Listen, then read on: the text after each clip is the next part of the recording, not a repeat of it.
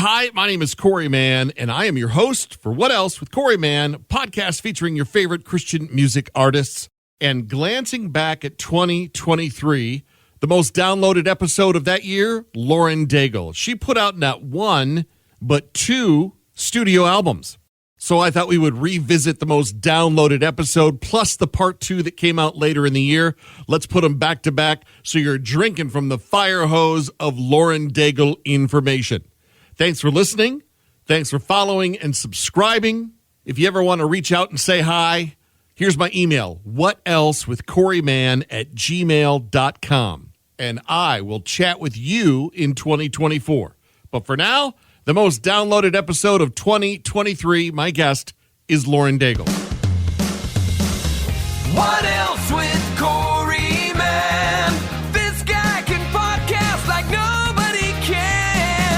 What else with Corey, man? You will look deep inside of yourself and feel something you've never felt when he asked what else with Corey, man. Hey, y'all, this is Lauren Daigle. I'm taking over this podcast right now. What else with Corey Mann?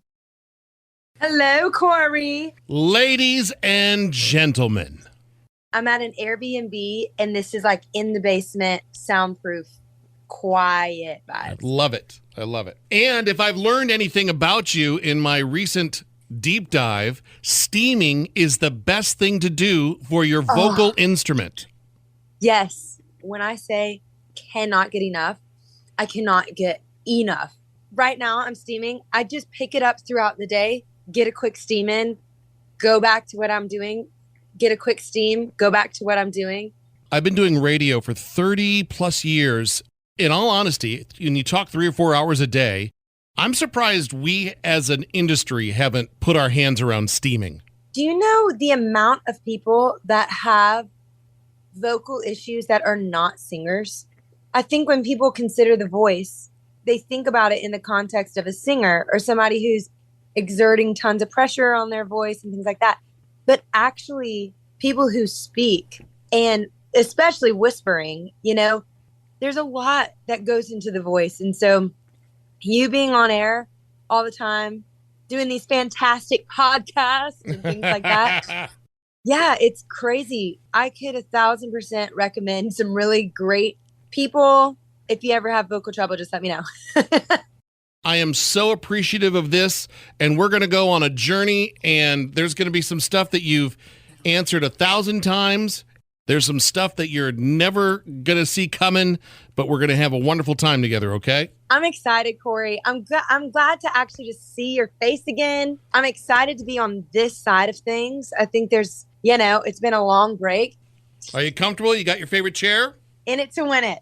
Lauren Daigle, welcome to the podcast. We made it. We're here. I honestly thought this would never happen. I honestly thought that. When I tell you, you and me both, I'm sitting over here like, okay, how much longer until I'm actually going to put a record out? How much longer? How much longer? And the day has come. I've heard the new record. I think I've set a personal record for how many times I listened to it. And we're going to get into that together, okay? Okay. Let's start here. 3 things that I don't know about you. Okay. 1, I love all things interior design, home renovation. I can like go into houses and see walls knocked down. Yeah, all of that. Love it. Love design and architecture. Did you know that about me? I did not know that. Okay, good. Whew, we're 1 for 1. 1 for 3. Okay, I love cooking. Did you know this? I didn't. Okay, we're 2 for 3. Now let me think of the last one. Love cooking. Love home interior design stuff. I want to rewrite legislature for children in the United States. That is a heavy number 3. Might as well save the best for last, right? Boy, that feels like a whole nother episode, man. We're getting political all of a sudden. Bust out the politics. Best part about making the record, the beginning of creating, the fruition of all the hard work, or the fan reaction? Oh, gosh. They're kind of all equal in weight. go back to the origin of the question because I have an idea. You could put them in order, or you may have to just choose one. The beginning of creation of the record, the fruition of all the hard work, the finished accomplishment, or fan reaction. Okay, so the making of a record doesn't involve fan reaction. So, because I have to say this only because I love fan reaction so much. I love getting to hear and learn their stories, and I feel like I take in the weight of their story and literally use it as fuel for the next thing that I create. It feels like this very symbiotic exchange that happens where as you're pouring out, they're pouring back into you. But I feel that most in the live setting. So I'm going to take that one out and I'm going to pick between one or two. And I think I'm going to say one, because what I love is that you start off from nothing and at the end, there is something to hold. There's something tangible. I was literally just talking about this with a friend today about when you walk into a studio, you don't know what it is that you're going to find. You don't know what it is you're going to discover that day. You don't know what's going to be revealed that day. There's so much mystery, but at the end of it all, you come out with something physical and you don't necessarily have to question it. You just get to actually live in it. And so that for me is my favorite part of making a record. I love the genesis. I love the origin. I love creating something from nothing. I love hearing all the instrumentation go down on a record. I love really seeing for me, I'm a singer. So seeing what my voice is made of each day, that kind of unveiling it's beautiful to me. I love it. You said the word origin. Your place of origin is Louisiana. For people who have experienced New Orleans, I've experienced New Orleans, but that's very touristy in my opinion. Tell me something about Louisiana that the common person doesn't know that you love. Oh, that I love. Okay. The amount of true friendship and this sense of true connection with your neighbor. Love your neighbor as yourself. When I'd say true connection, it's really beautiful, the culture and the heritage in which I was raised. When I moved to Nashville, it was a culture shock because I would hear this said all the time. Oh my gosh, it's so good to meet you. This is prior to me singing and all that. Oh my gosh, it's so great to meet you. We should go grab coffee sometime. That's the same. In Louisiana, it's, oh my gosh, it's so good to meet you. You should come over to my house and enjoy a cup of coffee one day. Very different interactions. I feel like there's something to us having hurricanes all the time and flooding all the time and potholes in the middle of the street that it just makes you so, you see your neighbor for who they are and you kind of share in each other's joys and each other's trials together. And there's something about that it's priceless. You can't put words to it. It's simply a feeling that you can only know if you live in Louisiana or if you're born and raised there. It's just, I don't know how to explain it, but it's beautiful. It's my favorite thing. It's one thing to fall in love with music, but who did you see or experience that made you perk up about performing the music? Ooh. Oh my gosh, that's a great question. Well, I would say Celine Dion. I've still to date never seen a show of hers. It is a dream of mine. Her voice and the way that she performed, same with Whitney Houston, the way that she carried her voice on stage and how she was able to communicate a sentiment and stand there with such stature, like both of them as vocalists and performers. They so inspired me, blew my mind, even in my adolescence. As a child, I remember looking and thinking, because back in the day, hello for everybody listening that is, Gen Z vibes, we didn't get YouTube to see what performances looked like. We had to wait and maybe catch a special that came on the TV or something that we had to either record with a VHS or, there was this kind of like, oh my gosh, I might miss the moment, that feeling around every performance. And so I wouldn't watch on YouTube and stuff like that, you'd have to wait and see like, where am I going to see these people? So I would say they blew my mind. And I discovered, the way that they sang, the way that they carried themselves on stage later in my life. But I fell in love with their sound from a young age. I would say those two are probably two that have inspired me the most when it's come to performing. I also was a big Paramore fan when I was in high school. Sure. And their performances were wild.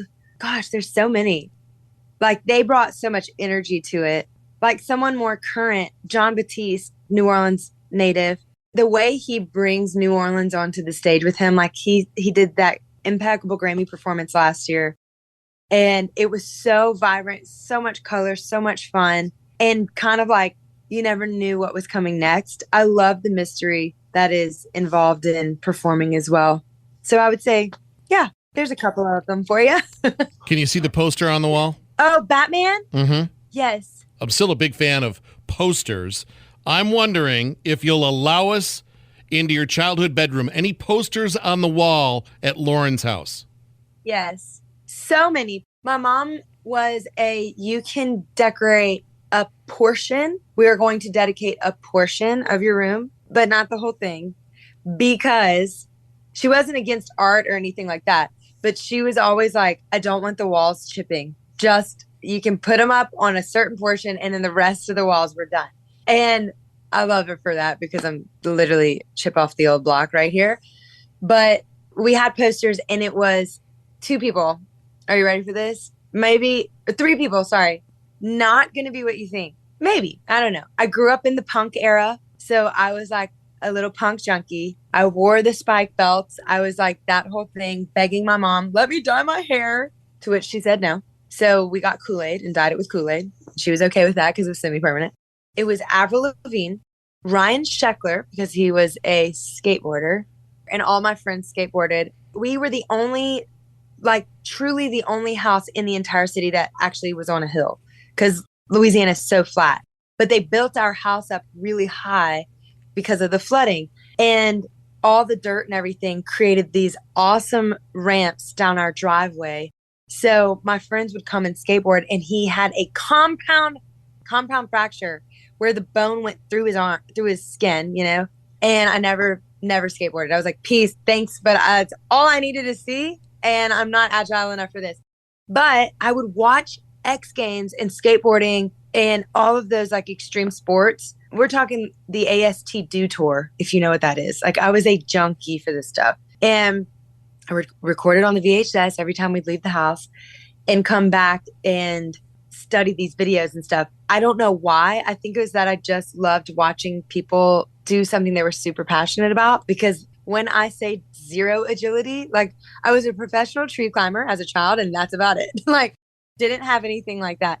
So Ryan Sheckler was on my wall. And then last but not least, Paul Walker. Oh, Fast and Furious. Fast and Furious. This was prior to his Fast and Furious days, because I'm in my 30s. So it was prior to Fast and Furious. He did this movie with Jessica Alba called Into the Blue. That film, I was like, oh my gosh, it was actually the ocean that I fell in love with, because I'd never seen the ocean captured the way that they did on that film, and match it with really attractive human. And there you go. You land on my wall. Avril Lavigne was the only the person of music. So I had an actor, I had an extreme sport person, and I had a singer. There you go. My son is looking for his very first paying job right now. What was your first paycheck? Do you remember? First, like, non-cash job, like where I had to actually fill out a W-2 or W-9 or whatever, was a bakery. I worked at a bakery during Mardi Gras season because of all the king cakes. And I was 15 years old, so I had to get my parents to sign one of those forms that I could actually work prior to legal age. But I always wanted to work. I was like one of those kids, like at 14, I couldn't wait to get a job, because I knew if I got a job, that was like the gateway to more independence in my life.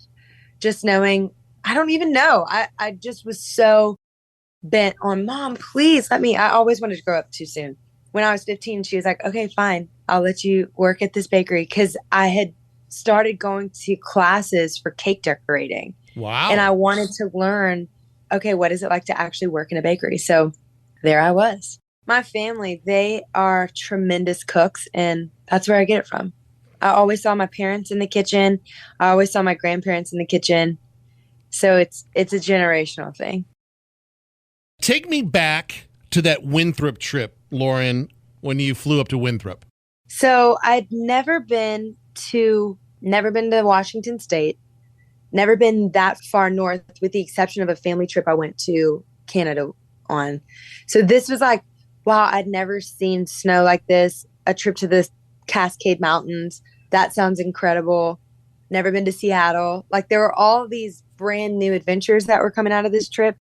What I didn't know is that trip was to get signed by a record label.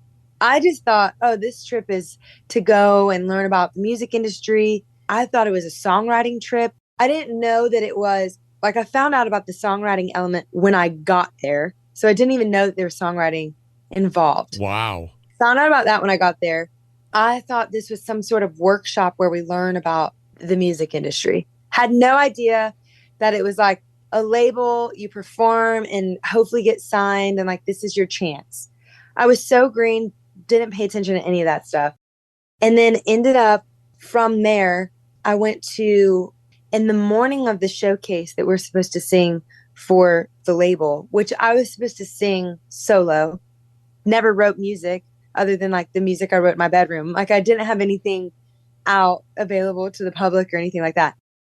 Hadn't recorded my own stuff in a studio ever, like nothing like that. Here I am. I'm supposed to sing something for these people. I'm green. Didn't even have a backup plan. I just thought, oh, I'll just go up there and sing something a cappella. Jesus loves me, whatever. I am not kidding. I was going to sing a worship cover. Wasn't there a burst appendix in the middle of this as well? Yeah. I'm in kind of this oblivion of like, what are we here for? This other band that I went up with as a background singer, the lead singer of that band ended up having to get an emergency appendectomy the morning of the showcase. So they came to me and they said, hey, can you sing lead on this particular song? And I was like, you got it, because this saved me, because I didn't have any plan. Like, I didn't have a backup plan. I had nothing to go for. I was like, you got it. That'll help you guys out. That'll help me out. This will be great.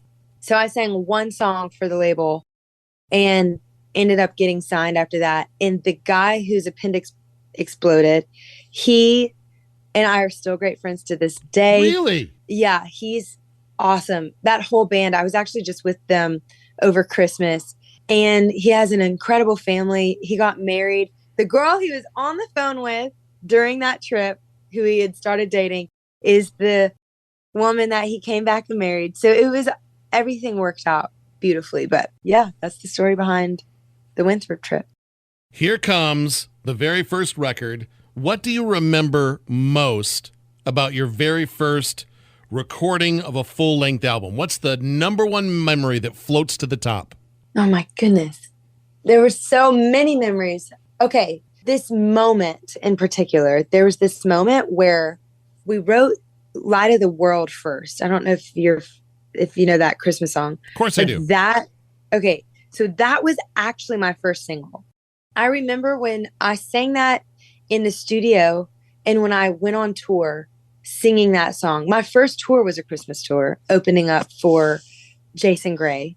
I remember being on that tour and feeling myself sing that song every night and thinking, wow, this is so, I could feel the Holy Spirit. Like, I could feel his presence while I was singing in a way that I was like, wow, I want to keep doing this. Fast forward, we start writing and time progresses and the label is in the studio. And I'm like, okay, here's all the songs. We have the listen down. And we finished the listen down and I had this tinge in my stomach. And I was like, there's something I'm missing, because I remember what it was like singing Light of the World every night. And I want to make sure that I have that feeling captured on this record. And so the label leaves the room. It's just my producer and I, like, they're done. They think we're finished, okay, great job, everybody. Let's get to work now. You have the okay on all these songs. And they leave, and I look at my producer, and he looks at me. We kind of have the, are you thinking what I'm thinking moment? Like this, like, wait a second, there's something missing. And he said, I got this picture while they were in here. Can I show you a song? And I said, yeah, absolutely. Show me. I just feel like there's something that we need, that Light of the World captured, that I haven't quite felt yet on this record. And that song was How Can It Be? That moment for me was one of the most pivotal moments in the studio of that entire first record. I'm super, super thankful for it. And there's no way on God's green earth you'll remember this, but I took you from the hotel to the church venue when you played in my town. Yes. And you had your little luggage, and there was somebody else with us, and we had a little conversation, and I'm pretty sure I stuck my foot in my mouth about 4 times. I'm pretty confident about 4 times, maybe 5. Let's round up. Okay. And you don't remember any of it. That's the best part about this. You don't remember anything. No, I don't remember anything you said, but I don't remember anything that physically came out where you would need a foot and mouth situation. So if you said anything off-putting, Corey, I would not remember it, because I just enjoy great conversation, and you're someone who is a great conversationalist. Also, I will say we're kind of like Louisiana girls. We kind of have a thick skin. We can kind of handle a lot. So I probably wouldn't know that it was a foot and mouth moment. There's maybe a little bit of that too. I heard you talking about friends on Instagram. With your level of success and the schedule you keep these days, what's the hardest part about making new friends for you? Oh my gosh. The playing field gets a lot narrower. I'll say that. It's really strange because you meet so many new people, but you meet them based off of your success, not based off of necessarily. I will say I have one of those unique positions where who I am and my success are interlocked. Let me clarify what I mean by that. I think people hear the songs and love the songs, and then I think people hear me or see me or whatever, they're like, oh, I can relate to that girl. Like, I have a lot of people that come up and say, you don't know this, but you and I would be best friends. I'm like, I bet we would. I'd be best friends with like 900,000 people. But I feel like who I am and what I do is interlocked. So I kind of have one of those unique fan interactions where they do actually get quite a bit of me, not just this Lauren Daigle and Lights, right? But for that reason also, I don't necessarily have the opportunity to meet people who aren't fans sometimes. That gets harder and harder. And then in friend situations, it's weird because you're the one who walks in the room and everybody knows who you are, but you don't know who anyone is. So you're meeting them for the first time, like as in oh yeah, this is just a normal interaction for me. Like, hey, hi, I'm Lauren. It's good to meet you. And people say this all the time. And if you've said this to me and you're listening, don't worry, I'm not coming down. But Corey, this is what people say. I say, hi, I'm Lauren. It's so good to meet you. And they're like, oh, I know who you are. And I literally want to say, let's just start over. How you introduce yourself is you then say your name, because I don't know who you are. Like sometimes I'm like, just tell me your name. So there's times where, yeah, that gets difficult because everybody knows, a lot of people know who you are, but you don't know who anyone is. And you're just meeting them for genuine first time interaction. And they have all of these predispositions about you, these assumptions of you, this like foreknowledge that whatever. And it just makes the process a little different. But I will say the beauty is that there are, even though my world gets smaller in a way, it gets a lot tighter. So the friendships that I do have, I feel like they get deeper and they get stronger and they are more secure as time goes on, because the people that walk the journey with you see it for what it really is. And that makes life super special. But you asked about new friendships. I told someone the other day, I said, I think I have enough friends now. Like I am in a state where I don't know if I ever need to make new friends. That's a terrible statement. Okay. Don't ever say that. But I was like, I just love my friends. I'm grateful for who's in my life. I don't really see myself meeting new people the way that I used to. And I went to this retreat. It was this songwriters retreat.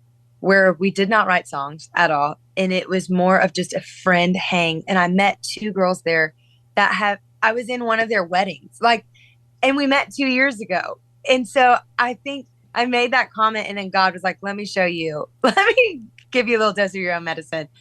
And I laugh about it to this day, that even though there's things that are, can be obstacles if you want to look at it that way, or just like, oh, this is a different process, right? He will still bring around the people that are meant to be friends with you. It's special.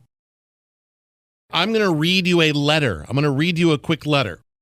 This is from 6th grader Emma in Mrs. Dexter's class. Mrs. Dexter is my 25-year-old 6th grade English teacher daughter. Wow. And the assignment was write to a celebrity or someone you'd love to meet. I'm going to paraphrase. Emma writes, okay. I can tell when you're singing, you have a passion for what you do. Your music helped me not feel weird when I sing Christian music. She wrote you because you have passion and you can tell that you work hard. Wow. How about that from a 6th grader that's watching your every move? Wow. Now tell me the context one more time. My daughter is now an English teacher. She went back to college during the pandemic, got her teaching degree, and she teaches English in Indiana, and she had an assignment, and Emma in her class wrote a letter to you. Okay. That is spectacular. One, kudos to your daughter. People ask all the time, if you weren't singing, what would you do? And I would love to be a school teacher. I would absolutely love it. What subject? I could see myself doing math, because I feel like math is really difficult for a lot of kids and they hate it. And math can be so much fun. I love math, but I made it a game for myself, and that's why I ended up loving it. But for kids who hate math, I'm like, oh, I would want to be a teacher who can make it fun for them so they don't feel defeated. That would be one subject. If I was in the older classes, right? If I was younger, I would love to teach like 1st grade, 2nd grade, those littles. I love it. My mom was a 1st grade teacher. My grandmother started a school for dyslexic children. My great aunts, everybody, all teaching. So that's in our family. Kudos to your daughter. To that 6-year-old little girl, Emma. 6th grade. 6th grade. I would say, one, how observant. That is absolutely spectacular. That she can perceive, Emma, that you can perceive where someone is able to sing from. That was the same thing that I did with Celine Dion and Whitney Houston when I was a little girl. I remember hearing their voices and thinking, I don't know necessarily what they're talking about, but I know what I'm feeling while they sing. And that is what propelled me to keep singing. That was the thing that when I heard My Heart Will Go On for the first time, I remember thinking, I'm going to be a singer for forever. And I was 5 years old. I would sing all around the house. So Emma, if it is your passion, and if you can feel that same passion in someone else, if you can recognize that kind of, oh, where she sings from, that pure place is the same place that I sing from. If you feel that when you sing, I would say go all the way, because what I feel when I sing is God saying, I made you for this. I created in you this thing. And it's where I get to be so close to him. So that being said, Emma, from a young age, I knew that this is what I wanted to do, what I longed to do. And the older I got, the more I started to realize this is actually what God made me to do. So as you grow, just keep asking God, is this what you've made me to do? Is this what it is? Because it'll be such an incredible journey if you get to do it just hand in hand with him. It'll be hard, and you're right. It is a lot of hard work. There's a lot of days where I wish I was at home with my family and had just a normal job, And I feel like I definitely dream of that. But I also love getting to see people every night encounter something pure and encounter hope for maybe the first time ever in their life. There's nothing like that feeling. So kudos to you, Emma. Thank you for writing to me. So special. Are we ready to talk about new record? Of course we are. Your words recently. You took a lot of liberties on this record. How so? I think lyrically, people have never heard me write about a love song or Look Up Child, that song does talk about the state of the world. Where are you now when darkness seems to win?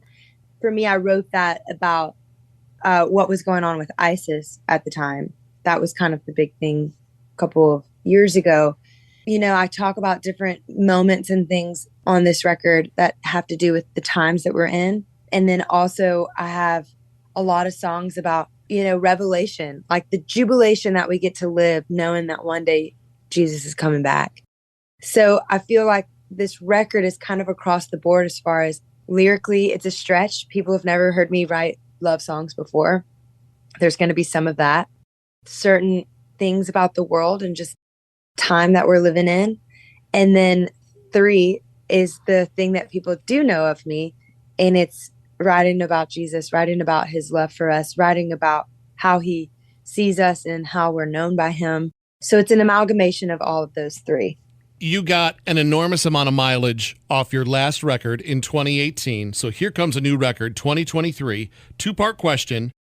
From the last album experience going into the new record, Lauren, A, well, I'll never do that again. Or B, oh, I'm going to do that again. Absolutely. Okay. I had both of those. One, I will not do this again.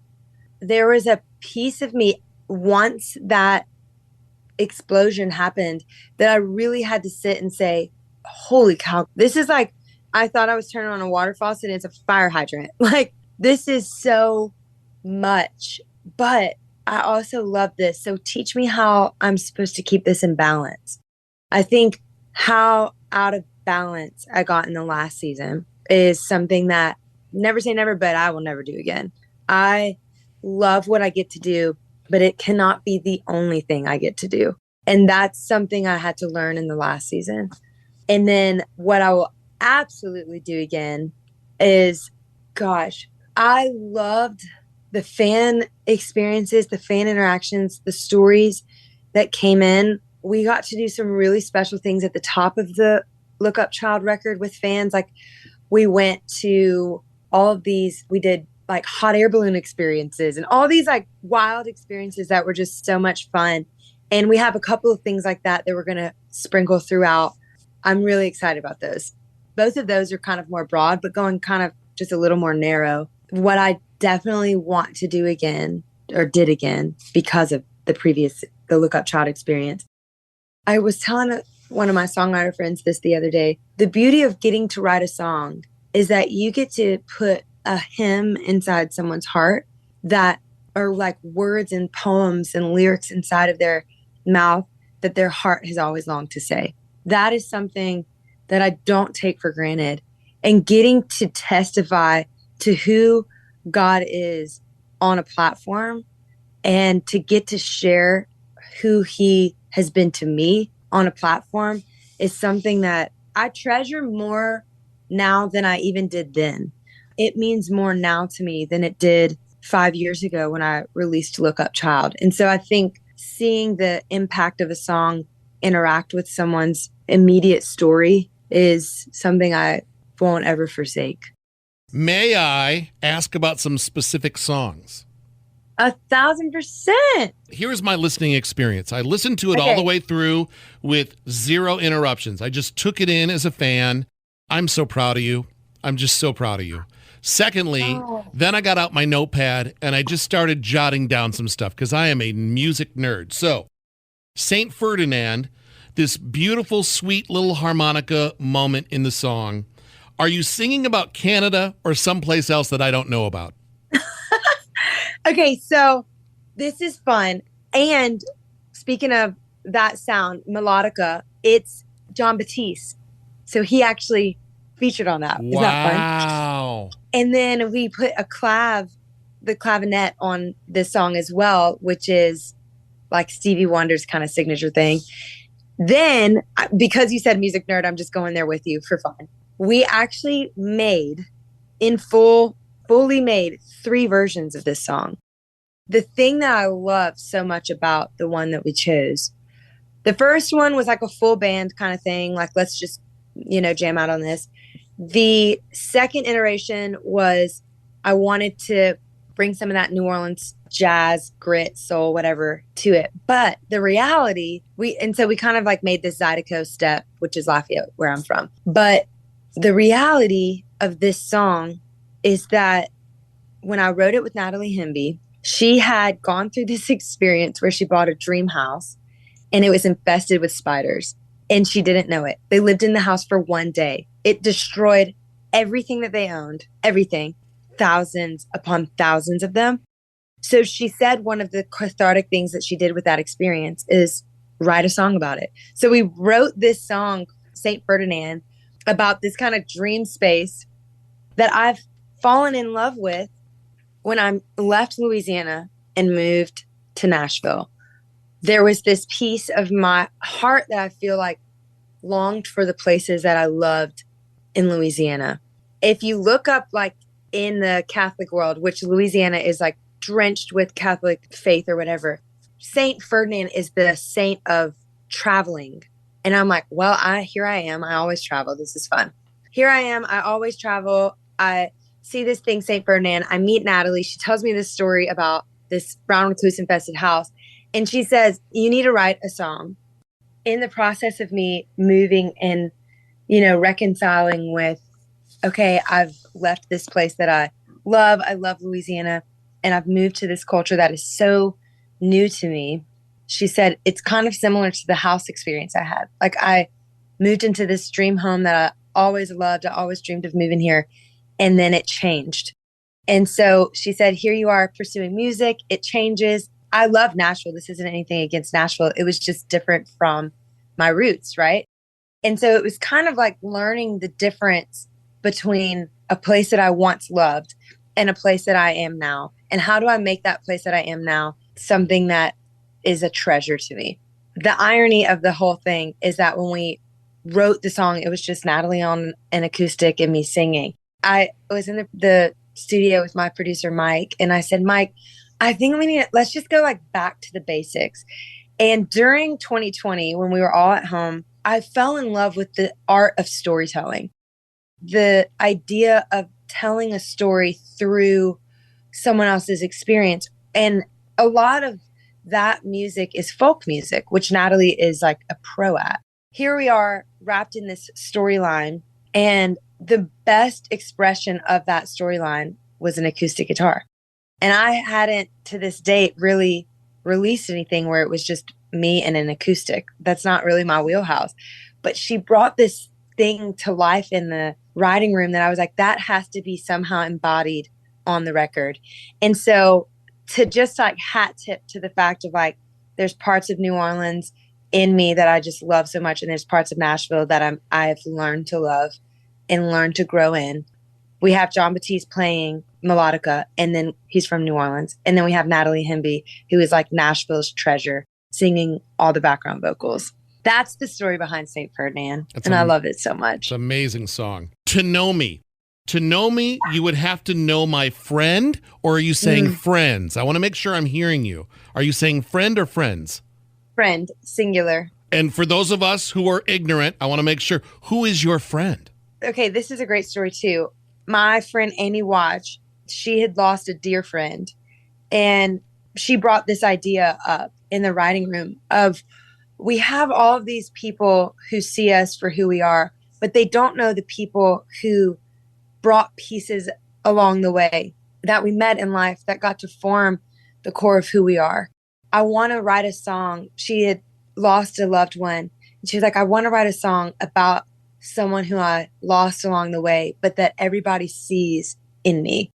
And so in that process, it was Natalie Hemby, Amy Wadge, and I.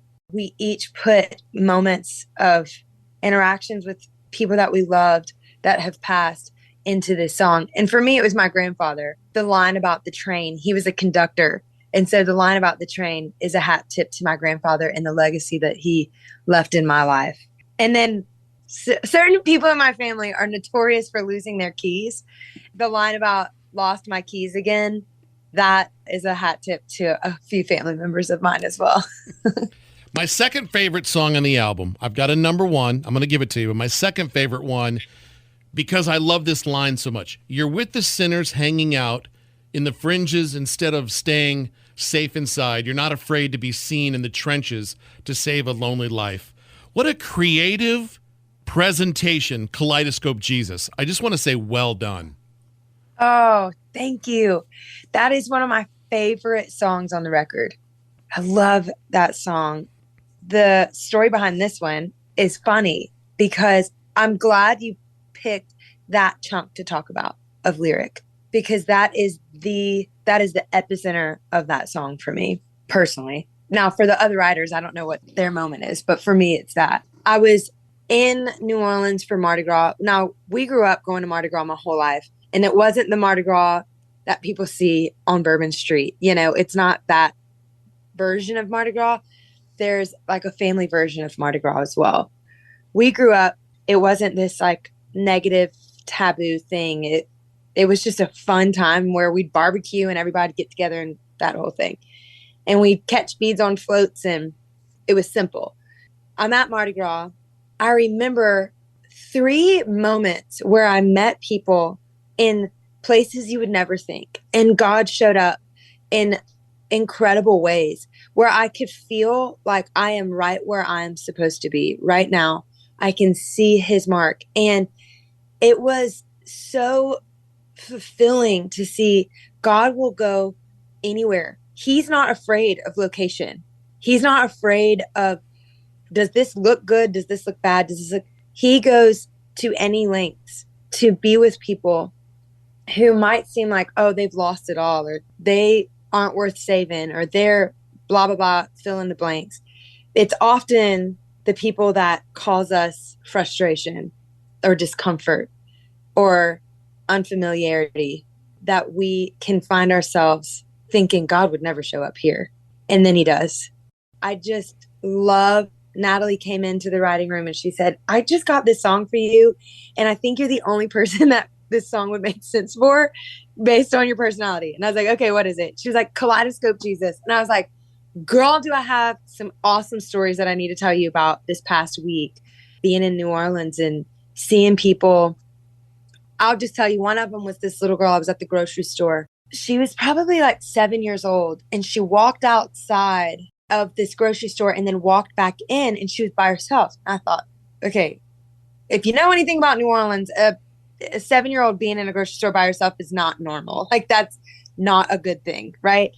I see her walk in, walk out, and then walk back in. And so I went up to her and I was like, hey, are you lost? Are you with your family? Like, is there anybody here? And it was during the ruckus of Mardi Gras. So I'm thinking, this is definitely not a time for a child to be by themselves. And also, there's a lot of trafficking that goes on. If you know anything about me, I'm not quiet when it comes to that kind of stuff. I'm like, I don't care who's around. I don't care what's going on. I'm going to make sure this child is okay. She comes up to me. Are you okay? Like, are you lost? Do you have family? She brings me to her family. They're outside and they're all strung out. I look at this picture and I think, this is beyond me, God. This scenario is beyond me. I don't know what I can do for this child, because I know how, I hate to say it, but I know how the system works down there. And this is a dime a dozen, right? I'm just looking at these parents, looking at you can clearly see there's some element of an abusive situation here. I say, God, she's in your hands, and they're better hands than mine. So tell me what to do. She, walks me to her parents, and her parents are all out of their minds a little bit. Hey, do you know Jesus? Just right out the gate. Because if I can't save her on this earth, at least there would be a place for her soul to land. And I said, do you know Jesus? Have you ever heard of his name before? And she was like, Jesus? And I said, yeah, are you familiar with him? And she lit up. She said, oh, I know him.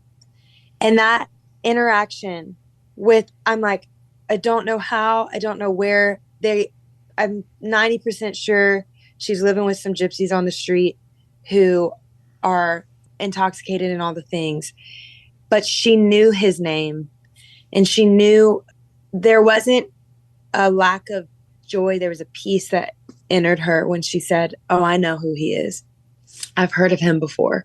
There's so many moments like that I can say, being in these spiritually oppressed places that people would say, don't ever go there. You can see God show up in really profound moments. And that was just one of them. So we wrote Kaleidoscope Jesus. How you going to live out the words you're preaching if you don't believe them? Lauren, that is my favorite song on the record. It caught me off guard. I saw the title coming as the track listing was working down. I wasn't ready for where you were about to go. I love being called out in 3 minutes. Yeah, that song makes me quiver.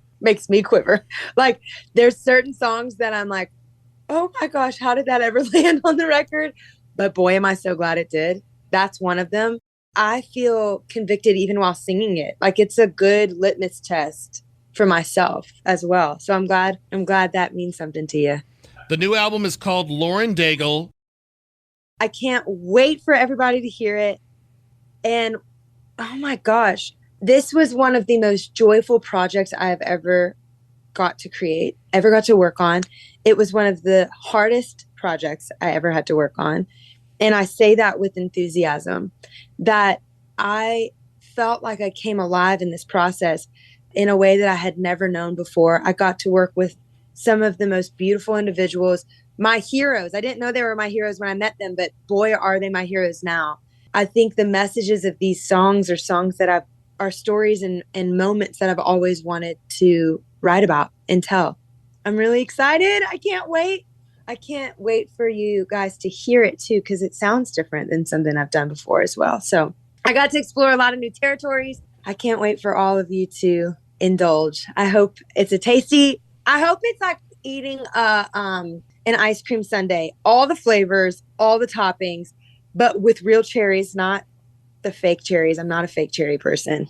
So I hope it's as delicious as a true old school, old fashioned ice cream sundae, a banana split. Now that's a dessert, but you are a treat. Oh, thank you. I see what you did there, Corey. I'm a wordsmith. So much. You can use that. That's free to you. That's free to you. Thank you so much. This truly, I'm not just saying this, was one of my favorite podcasts. Like one of my favorite interviews. It's so good. Before we take a break, I was wondering if I could ask you a favor. Would you consider leaving me a 5-star review on Apple Podcasts?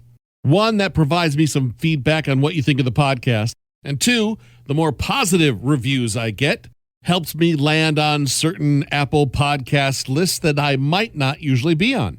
So if you decide to do so, thanks in advance. I need you to know this, but you are one of my favorite interviews. When I know that it's your name on the other side, I get excited. Okay, keep going. That's very kind of you. Because I know it's Thank going you. to be solid in quality. Very kind of you. Hey, can you hear me? Check. 1, 2, 3. Check. Aw, 1, 2, 3. yeah.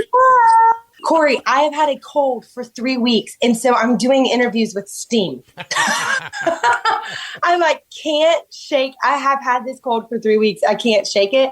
And so I'm like, you know what? This would be my new little trend. I just going online and going on interviews and going on podcasts with a steamer. Well, it is 2023. Are you sure it's a cold? Oh, heck yeah. Yeah. I would be out for the count if it wasn't.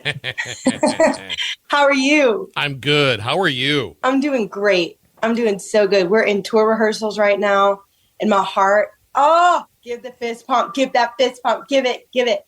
I am elated. Like, I can't get enough. This is going to push me. This tour is going to push me further. I don't know. I don't want to say further than anything in my career because it's a little dramatic, but I've never done touring to the extent that we are on this show, and I'm super excited about it. I will be dancing, and if you know anything about me, I have zero coordination. My body and my mind are like in two different spots at all times. So what I think I'm doing is really cool. What I'm actually doing is not. So it's going to be really fun. And then I've also had to learn how to breathe, like singing and dancing at the same time. That's new. Haven't done that. The other day, one of my background vocalists, we do a lot of the dance moves together. She had like her Fitbit on or whatever that tells her the calories. Just in our 5-hour rehearsal, I think we burned 2,200 calories. It's going to be awesome. So you're saying, I'm 30. I'm about to be 32, Corey. You're not 18. saying, Corey, you should go on tour to drop some LBs. Have you learned choreography for this new tour? Like, did you bring somebody in? Yes. His name is Nolan, and he is incredible. He's done everybody from Ariana Grande to Taylor Swift to list all those people. I am not going to be an Ariana Grande or a Taylor Swift. So everybody listening in, don't panic. That is not my MO. I've always just stood at a mic stand and sang. And that's like not actually my personality. Like I grew up where we would dance. My grandfather would put us on his feet and he'd be like, this is the waltz and this is the two-step and this is, and my aunt, we would always go Zydeco dancing, and dancing was a part of our culture growing up. Dancing was how my grandmother and grandfather met. Like it was a really on both sides, which is fun. So I say that to say, I wanted to figure out a way to incorporate something that was always a part of my life. If you came into our family living room and put music on, it was like we had family dance parties all the time. How can I incorporate that feeling of it doesn't matter how good of a dancer or not good of a dancer you are. Like there's just joy in this arena. There's joy in this, on this stage. How do I bring that to the forefront? More than like, I'm trying to be a pop star, because Lord knows this girl is not capable of that.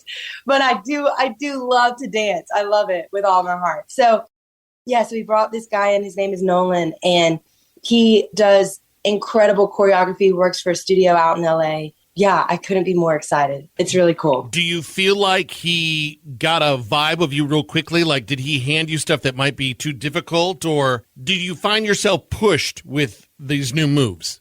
Yes. Oh, 1,000%. So he's doing simple things like this. Kick the puddle. Kick the puddle. If you come see the show, you'll know exactly what I'm talking about. But there's this dance move that I looked at him. I said, listen, honey, you're going to have to show me, how do I move my shoulder like that? How do I move my knees like that? Like, I don't have that kind of syncopated thing that just naturally happens in my body. I wish. That's my sister. My sister, she's got rhythm for days. But your girl LD, no. And when you said LBs, I was like, oh my gosh, how fun would that be? LBs with LD. That's kind of fun. Okay. But I literally thought, okay, I'm going to need you. And I looked at him, I said, listen, don't just be like, oh, that's so good, because you want to like stroke my ego here and make me feel confident. Like that won't work well with me. Like I want you to shoot me straight. And if there's something I need to get better at, critique me and say, hey, you're actually doing it this way. Do it this way. And he gave me some pointers, like with that kick the puddle move. He was like, it's literally just one simple motion. Just kick your foot and land, kick your foot and land. And then a lot of it is like on the beat, which is awesome. There's only a couple like offbeat moments. So when you know, like you're landing on the one, that really helps as well. He simplified it for me before we ever started. He wasn't giving me like Beyonce moves by any means. Just more like, these are some fun things you can incorporate into your show that'll just make it all feel more tight and more cohesive with the other band members. Ooh, I cannot wait to see this. I want to poke and prod a little bit at the tour, but I don't want you to give anything away that you don't want to give away, okay? Okay. With your ever-expanding catalog, how tough was it to come up with your set list for this show? Oh my gosh. Okay. Fortunately, my MD and my creative director, they are super talented and they get it. They understand what it is to have a catalog and have to like work through different songs. And I went into it being like, how can I sing every one of the 23 tracks on this record? Like, how can I bring that to the forefront? But also, how can I like make sure I'm not missing the songs that people love and have grown with, and that I love to sing every night. So we worked on the set list, gosh, I don't know, probably 2 or 3 months. And then Miga, he's my MD, he went in and like really harnessed everything. And then Parker is my creative director. And he came up with these different acts. So like ACT, like Act 1, Act 2, Act 3, Act 4, Act 5. And we basically clumped the show into these different acts, kind of like an old theater, like an arc climax, that sort of thing. I remember looking at the set list and thinking, okay, I've sang this one for the past 3 tours. We can cut this one for this tour because people have heard it. but like I can't cut my how can it be's. I can't cut those moments because those for me are some of the most special moments of the night. Like even though it's from the very, very beginning of my catalog, it's like the song that I wait for because I feel like the presence of God falls into the room in a really special way. And so those old trustees, the old faithfuls, if you will, those are not going to be lost in this set list. But we are doing a lot of new music too, so I'm excited about that. You said different acts. Does that mean, I'm going to go out on a limb here, costume changes? Yes or no? I'm not doing any costume changes. I know. Shoot. Spoiler alert. No costume changes. But I will say this about the wardrobe. This is really cool. Everything is being custom made. So like I have my stylist. Her name is Hannah. She works with we met in high school. Like how fun is that? She's been like one of my best friends for years and years and years. We both went to LSU together. And then she went into fashion design and merchandising. And fast forward, I dropped out of college and I started singing. And I remember my first Grammys, when I went to the Grammys, I said, we hired a stylist for that. And I looked at her and I said, I know we hired a stylist, but can you come with me? Because I don't know anything about this world. And she came with me and just like kind of was just background support along the way, you know? And I remember looking over my shoulder and thinking, wow, I just wish it was her. Like, I wonder if it's okay if she would be interested in being my stylist. And she was like, yeah, that sounds great. So she started being my stylist. Well, then fast forward, she started touring with me and outfitting the whole band as well. And now fast forward, we're actually sewing. My friend Crystal and Hannah are like sewing everything, putting all the pieces together.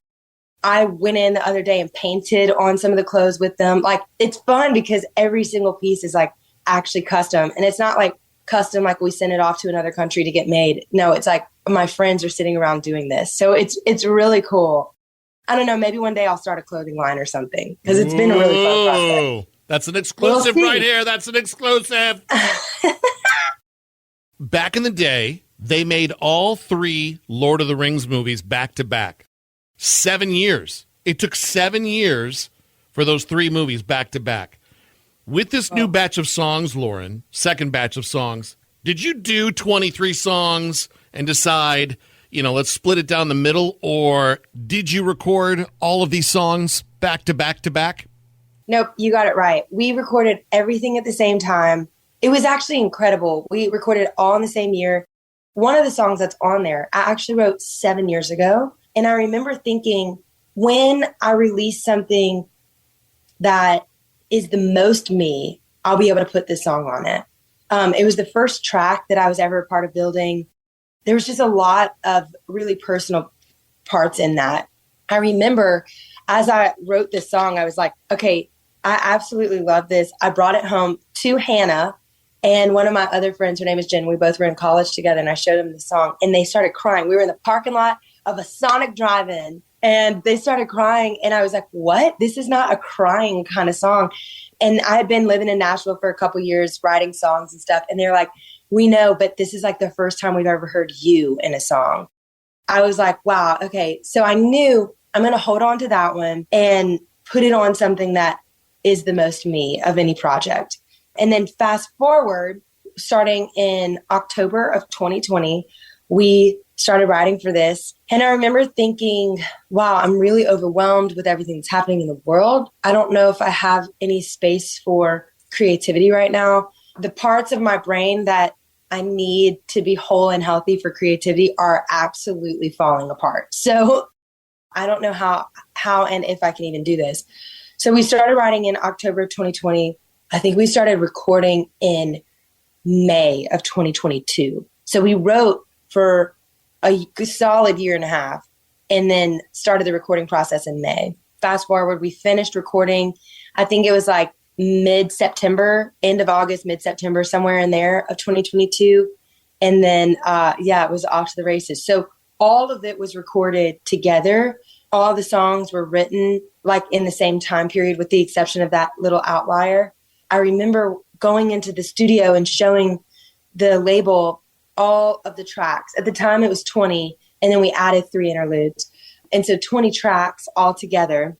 Julie Greenwald, she runs Atlantic. She looked at me and she said, Lauren, you're an albums girl. Like, you're not a streaming, like, singles kind of person. And I'm like, yeah, I know. I love a solid album. Like, when I go listen to music, I sit down and I play the record from top to bottom. Like, that's my favorite way to listen to someone's work, right?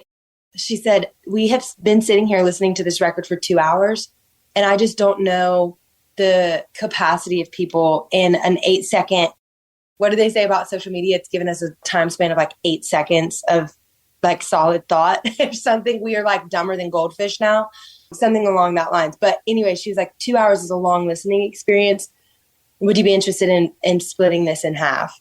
And I was like, I don't want tracks 14 to 19 to get lost in the wash because people are having listening fatigue and like daydreaming about something else, needing to go run and pick up the kids, whatever. I really want this whole body of work to be digested. And so that was the decision behind making it in 2 parts, but it's all still one record.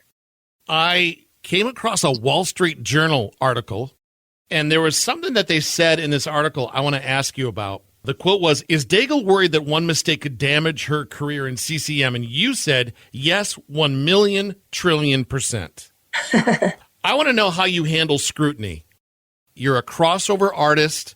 Do you handle scrutiny? Have you learned from this process, or is it just like, hey, one day at a time? It is 1,000% one day at a time. No questions asked. But I'll say this, how I've handled it in the past, and this is real life. And for people who don't have a support system, my heart goes out to you, because I can't imagine. I would run to a million vices. I know myself. I would go into a million vices to be able to keep some element of control. For me, my family has always been an anchor point. So anytime I come under attack or get scrutinized for something that was the furthest from the intention or furthest from what I desired, right? I fly home. I go home. I literally crawl in my mom and dad's bed and put the sheets over my head. Like, not kidding. I have had the moments where I have just, it's 2:00 in the morning and I'm bawling my eyes out in between both of them. Just as, even at like 30 years old, I will still, it doesn't matter. There's moments where I stay in bed and I get super down and super depressed because of how unkind people can be in the process. I don't know who said, oh, Lauren Daigle is going to be the one who does everything perfectly. I don't know who went out and gave that message to everybody, but I never set that tone. And so I need to find a person who went out and told every person that is watching me, she's going to be perfect, because I need to tell that person, stop lying to the people. I don't know who delivered that message, but being held to that standard is very unrealistic.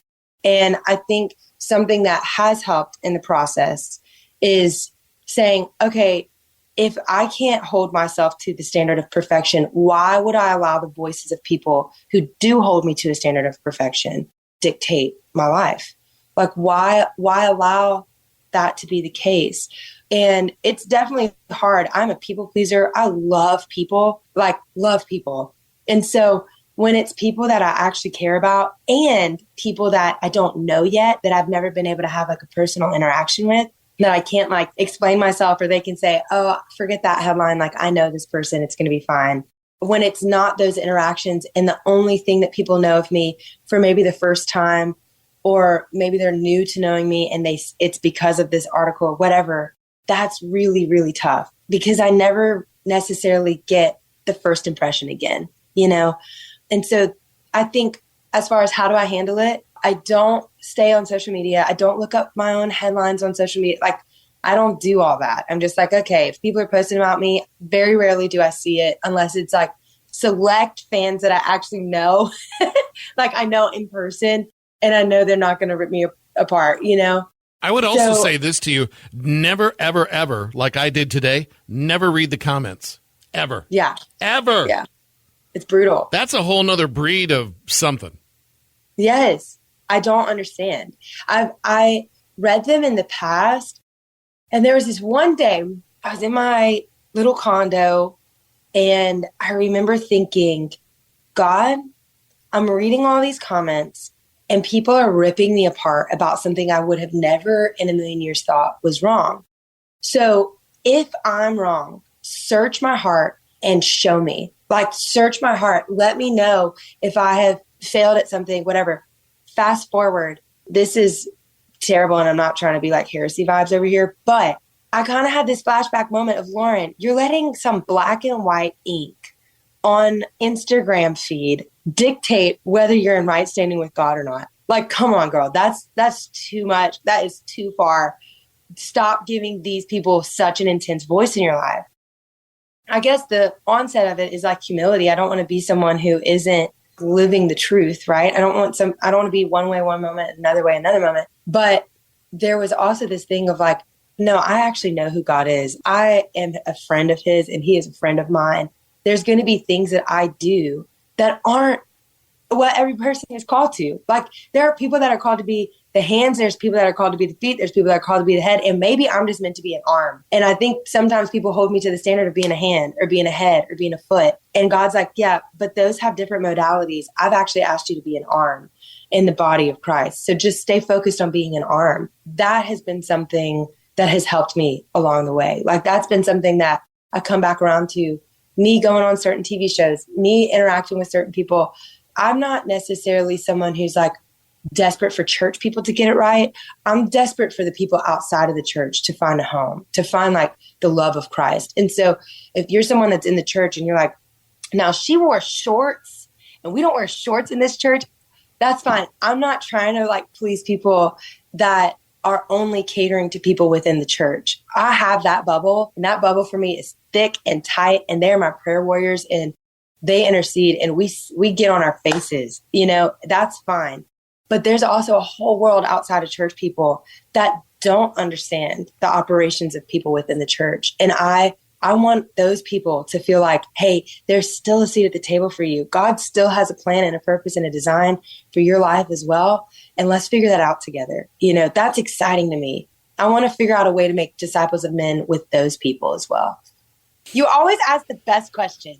I need you to know this. This is mid-interview, but you are one of my favorite interviews. When I know that it's your name on the other side, I get excited. Okay. Keep going. That's very kind of you. Because I know it's Thank going to you. be solid in quality. Very kind of you.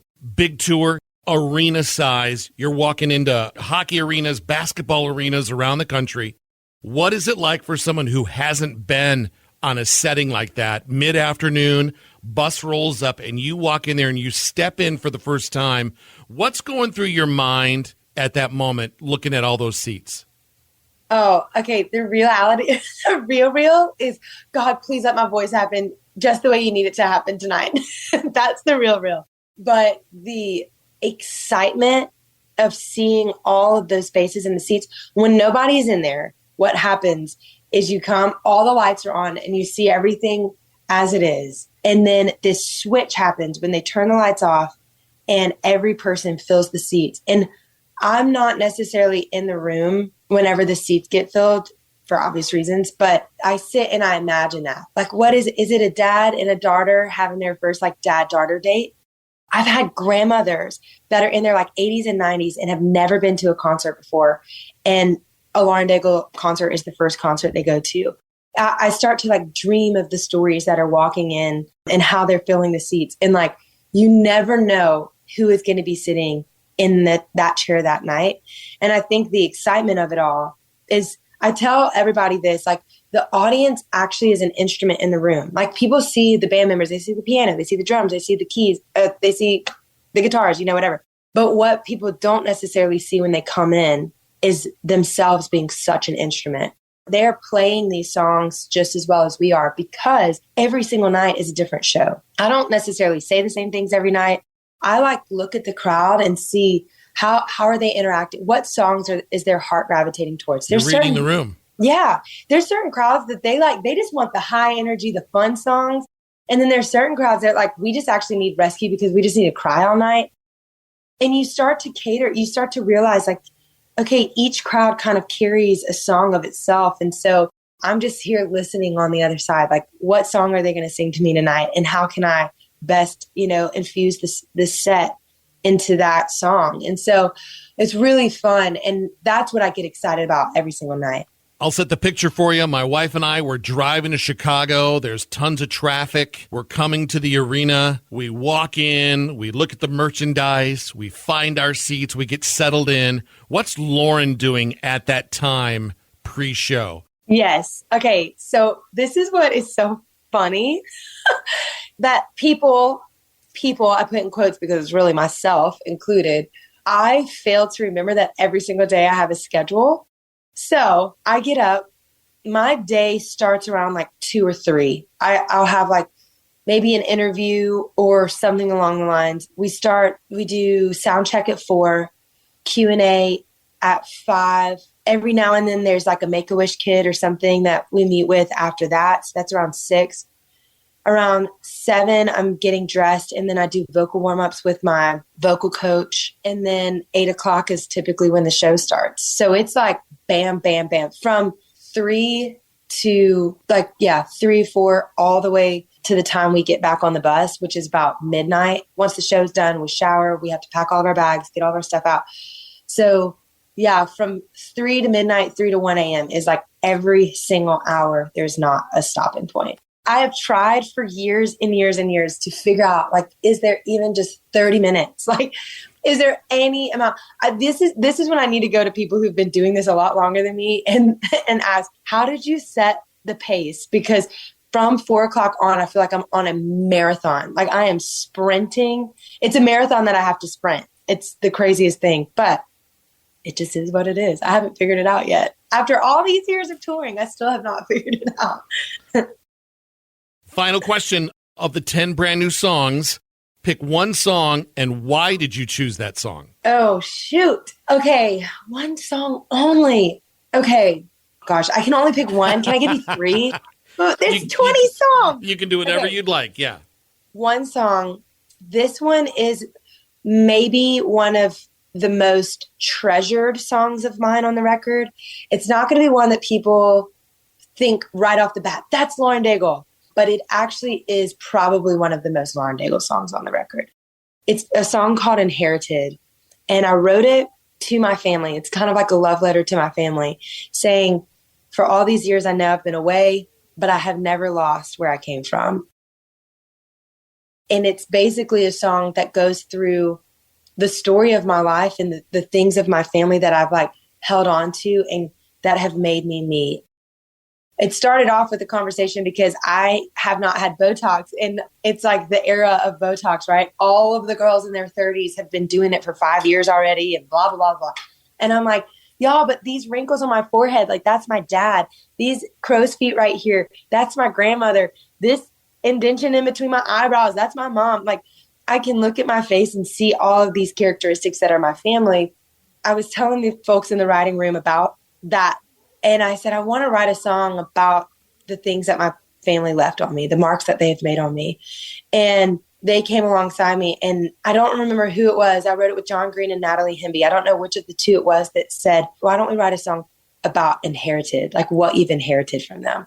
And my grandmother was a librarian, and there's a line in the song that says, I turn the corner down on pages so I never lose my place, but talking about my place in life. And so each one of these kind of little gestures to my family are somewhat inside stories, but stories that each person will be able to connect their own story to.